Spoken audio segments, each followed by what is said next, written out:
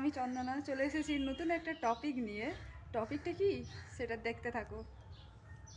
যা গরম পড়েছে তাতে এই বেলের এই আইসক্রিম আমাদের শরীর মন দুটোকেই খুব ঠান্ডা রাখবে।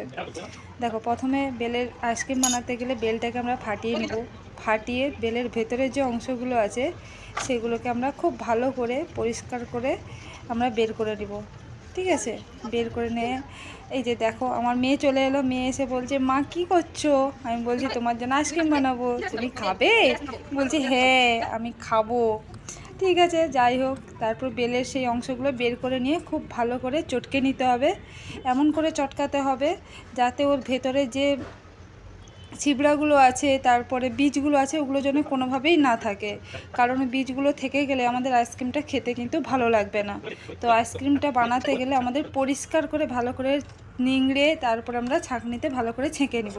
এই যে দেখো, ব্যাটারটা এইভাবেই করতে হবে, না পাতলা না মোটা। ঠিক আছে, তারপরে আমরা একটু চিনি গুঁড়া করে নেব। চিনি গুঁড়া পরিমাণ মতো, যে যার পরিমাণ মতো চিনি মিষ্টি নেবে। ঠিক আছে, এবার দিয়ে আমরা ওটাকে ভালো করে মিক্সড করে নেব। এবার আমি চিনি গুঁড়ো নিয়েছি যাতে তাড়াতাড়ি মিক্সড হয়ে যায়। তোমরা চিনির গুঁড়ো না নিয়ে এমনি চিনি নিয়েও মাখাতে পারো, তাতে একটু সময় লাগবে।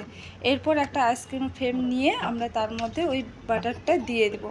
ঠিক আছে, ব্যাটারটা দিয়ে ভালো করে মুখটা টাইট করে দেবো যাতে ওর মধ্যে, আর যদি এরকম না থাকে অন্য কিছুতে বসাতে চাও তাহলে তোমরা ফয়েল পেপার দিয়ে বেশ টাইট করে লাগিয়ে দিতে পারো। তারপরে আইসক্রিমটাকে নিয়ে আমরা 7-8 ঘন্টার জন্য বা সারা রাত্রি আমরা বসিয়ে রাখবো। বসিয়ে রাখার পরে এই যে বের করলাম, একটু জলে ভালো করে ধুয়ে নিতে হবে। এই যে দেখুন, বের করার পরে কত সুন্দর হয়েছে।